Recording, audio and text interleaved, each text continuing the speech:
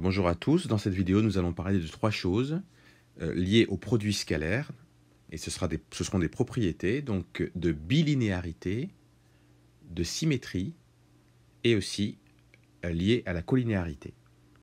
Alors on va commencer par ce que l'on appelle la bilinéarité du produit scalaire. Alors, vous voyez ici s'afficher à votre écran une propriété.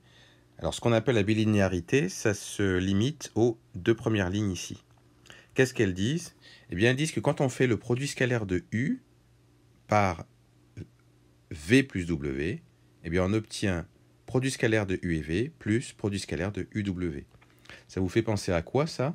Ça fait penser un petit peu quand même aux propriétés de distributivité qui existent pour l'addition et la multiplication. Eh bien, c'est assez pratique parce que le produit scalaire, ça marche exactement de la même façon. Il y a une forme de distributivité et donc ce sera facile à retenir. Pareil ici, le vecteur U scalaire le vecteur KV, c'est égal au vecteur KU scalaire le vecteur V. Donc le K, en fait, il peut être mis avec ou multiplié par le U, ça donne exactement la même chose. Et ça nous donne aussi K fois U scalaire V. Donc ces deux propriétés, on les appelle propriétés de bilinéarité. Et puis il y a une autre propriété du produit scalaire que vous voyez à la troisième ligne, c'est que faire le produit scalaire de UV, c'est la même chose que faire le produit scalaire de V et de U. Donc voilà deux choses qu'il faut savoir, deux propriétés qu'il faut connaître. Ça vous sera bien utile lorsque vous aurez à calculer le produit scalaire parfois. On va voir maintenant une autre propriété qui permet de calculer le produit scalaire quand on sait que les vecteurs sont collinéaires. Alors je vais l'afficher à votre écran. Nous avons deux vecteurs U et V. On sait que tous les deux sont collinéaires.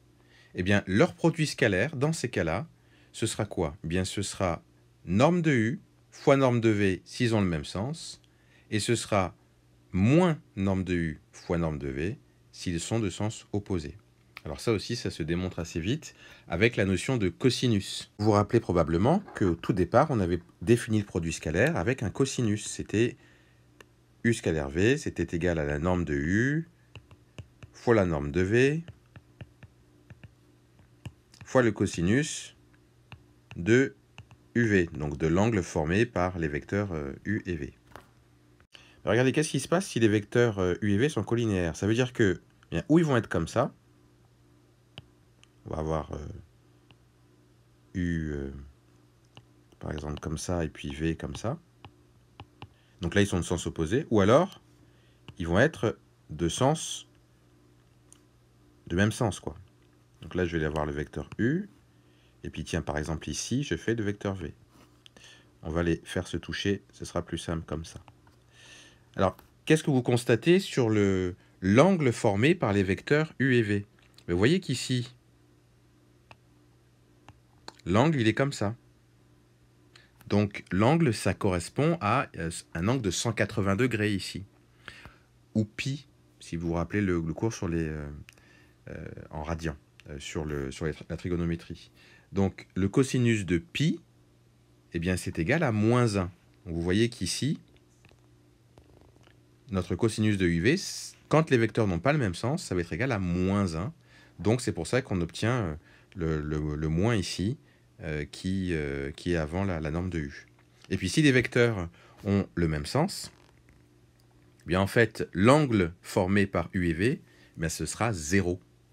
Donc, et le cosinus de 0, ben, ça fait 1. Donc, du coup, on n'a pas de moins. Et c'est pour ça qu'on obtient juste la norme de U et V. C'est-à-dire que le cosinus de U et V, dans ces cas-là, quand les vecteurs sont collinéaires, c'est ou 1 ou moins 1, qui explique les résultats qu'on obtient ici. Donc voilà.